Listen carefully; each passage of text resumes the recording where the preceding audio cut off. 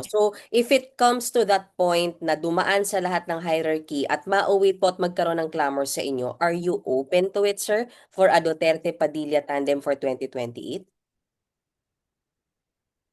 Pag-utos ni Digong. Mm. Pag-utos ni Digong. Walang pwedeng mag-utos sa akin kahit sino, si Digong lang. Kasi ayaw ko talaga ng politika.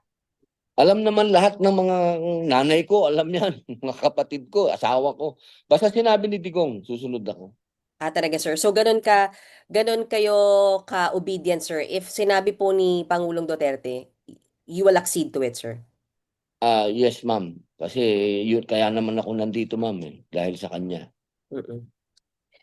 Sir, push it further, sir, ha? In case nga po talagang iutos sa inyo, are you ready for a higher position po? Ay, pinanganak po tayong ready. Lalo na yan, para sa akin, Vice President, hindi naman masyadong, ano yan, puro advocacy lang yan eh. Parang ikaw ang spare tire, di Mm-mm. ba? Kayang-kaya yan.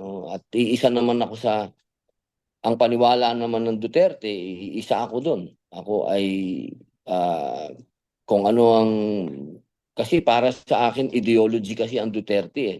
Hindi naman yan personal lang eh. Hindi yan si Digong. Ang Duterte kasi ideology yan eh. Mm-mm. Pagbabago, yun talaga. Mm-mm. And sir, isa pa, in case lang po maiba kung sakaling iba ang maging katandem ni VP Sara, ano pong nakikita ninyong magiging role nyo sa 2028 elections? Will you be actively campaigning for VP Sara? Kayo po ba yung magiging campaign manager? Do you see yourself that active, sir, for campaigning po?